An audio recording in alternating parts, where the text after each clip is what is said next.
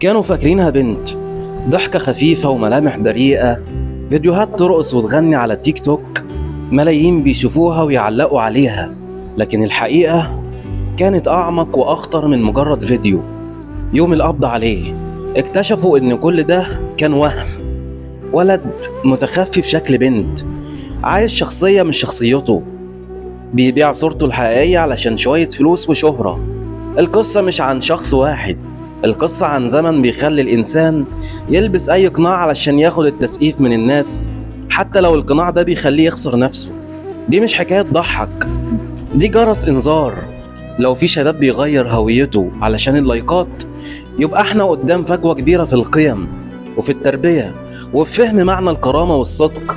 الموضوع أكبر من التيك توك، الموضوع عن احنا رايحين على فين، وعن دور كل بيت، كل أب وأم، في إنهم يفتحوا عينهم على أولادهم، يعرفوا بيعملوا إيه وبيسمعوا لمين. الشهرة اللي بتبيع الحقيقة مش نجاح، دي بداية النهاية.